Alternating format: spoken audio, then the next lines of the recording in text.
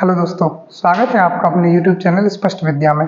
मैं संजय आपको पढ़ाने जा रहा हूँ आज हिंदी। ठीक है जी, चलिए तो हम लोग बात करेंगे पहले पाठ्यक्रम की कि हिंदी में जो चीज़ें हमें पढ़नी है उनका पाठ्यक्रम क्या है।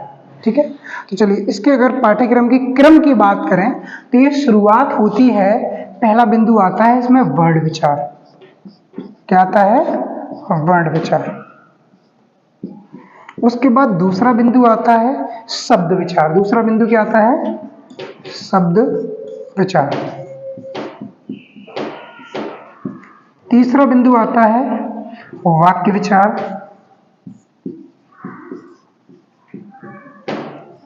और जो चौथा बिंदु आता है वो होता है आपका छंद विचार। दोस्तों, आपकी पूरी हिंदी व्याकरण इन्हीं चार बिंदुओं पर टिकी हुई है। ये बिंदु देखने में अपने आप में छोटे लग रहे होंगे, लेकिन अगर इनके विस्तार की बात करें तो ये अपने आप में काफी बड़े हैं। ठीक है, हम लोग पहले इन बिंदुओं को पढ़ेंगे कि इन बिंदुओं में हमें क्या क्या पढ़ना है, इस चीज के बारे में हमें पहले जानकारी होनी चाहिए। उसके बाद हम टॉपिक स्टार्ट करेंगे। ठीक है, तो एक एक करके हम सारे टॉपिकों की बात करेंगे। अगर बात करें कि हमें जो वर्ण विचार है उसमें क्या पढ़ना है, ठीक है, तो हम लोग पहले पढ़ेंगे कि वर्ण क्या होता है। पहले इसमें पढ़ेंगे ध्वनि, फिर उसके बाद पढ़ेंगे वर्ण, उसके बाद पढ़ेंगे वर्णमाला, वर्ण उच्चारण, ये चीजें हमें पढ़नी है वर्ण विचार में। ठीक है जी, फिर उसके बाद हम लोग देखेंगे इसी में वर्ण संबंधी अशुद्धियां। वर्ण संबंधी अशुद्धियां, यह है वर्ण का पाठ्यक्रम। वर्ण में हमें ये सारी चीजें पढ़नी है, ध्वनि पढ़नी है, वर्ण पढ़नी है, फिर उसके बाद वर्णमाला, उसके बाद वर्ण उच्चारण और फिर उसके बाद वर्ण संबंधी अशुद्धियां। जब इन सारी चीजों का हमें ज्ञान हो जाएगा तब हम आगे बढ़ेंगे कहाँ? शब्द की ओर। ठीक है जी, चलिए अगर हम बात करें शब्द के सिलेबस की, शब्द विचार के सिलेबस की, तो चलिए पहले आप इसे नोट कर लीजिए, क्योंकि ये शब्द विचार का जो सिलेबस है, पाठ्यक्रम है, ये काफी बड़ा है। पहले मैं आपको इसके बारे में बताऊंगा, फिर ये सारी चीजें आगे चलती रहेंगी। नोट कर लीजिए इसे।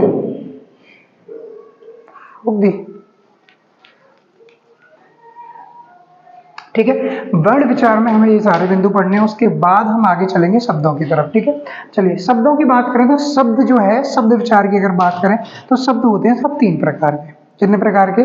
तीन प्रकार के। एक शब्द आते हैं आपके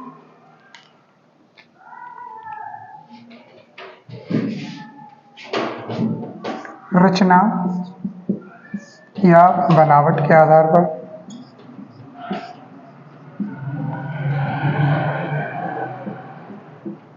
रचना या बनावट के आधार पर।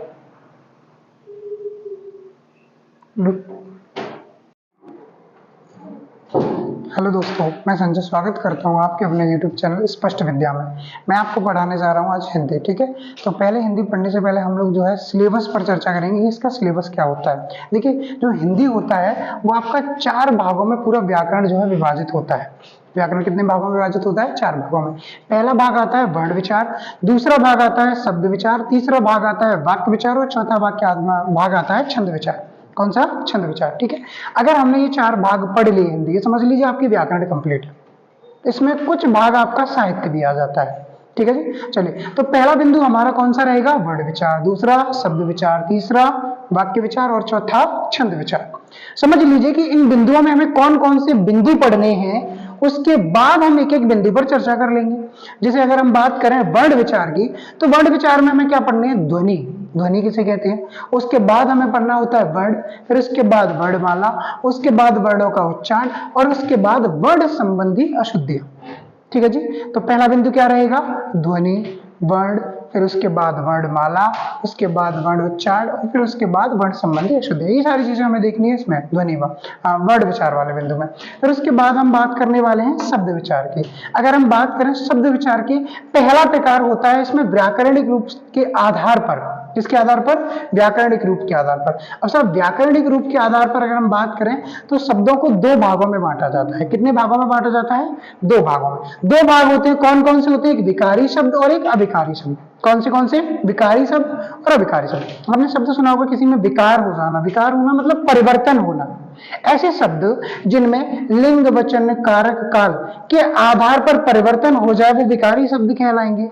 ऐसे शब्द जिनमें लिंग वचन कारक काल के आधार पर परिवर्तन ना हो वो विकारी शब्द कहलाएंगे।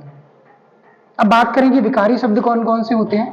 तो देखिए विकारी शब्द जो होते हैं उसमें आता है आपका संज्ञा, फिर सर्वनाम, उसके बाद विशेषण और फिर क्रिया। ये चार आ जाते हैं आपके विकारी शब्दों में। उसके बाद बात करेंगे हम इसमें अविकारी शब्दों की क्रिया विशेषण, संबंध बोधक अव्यय, समुच्चय बोधक अव्यय और विस्मयादि बोधक अव्यय। ये रहेंगे अविकारी शब्दों के भाग। ठीक है जी, ये समझ में आया आपको।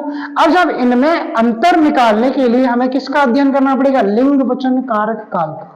किसका अध्ययन करना पड़ेगा, लिंग वचन कारक काल। तो इतने सारे बिंदु जो है व्याकरणिक रूप के आधार पर अगर हम बात करें शब्दों की तो वो हमारे यहां कवर हो जाएंगे।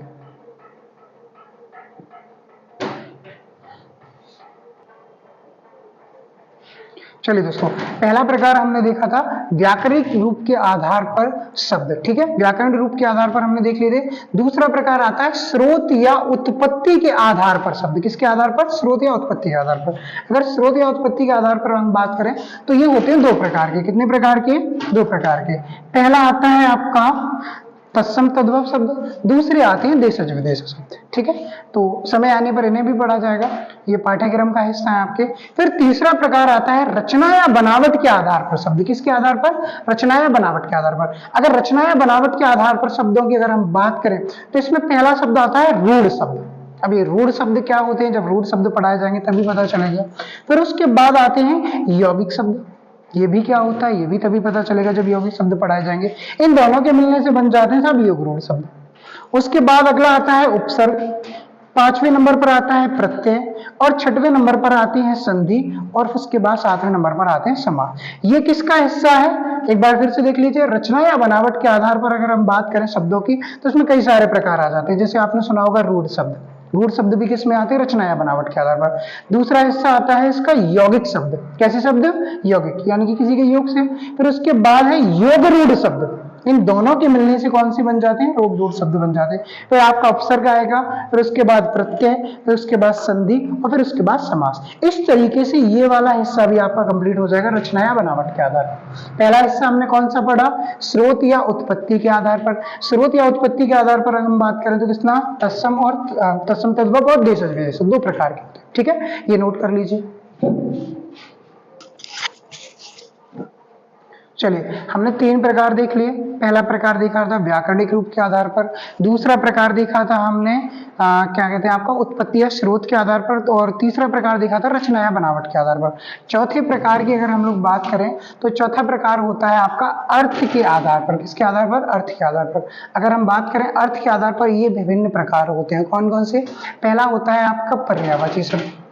पहला कौन सा होता है, पर्यायवाची शब्द। उसके बाद दूसरा आता है आपका विलोम शब्द। दूसरा कौन सा, विलोम शब्द। उसके बाद तीसरा आएगा आपका एकार्थक शब्द। उसके बाद आएगा वाक्यांश के लिए एक शब्द।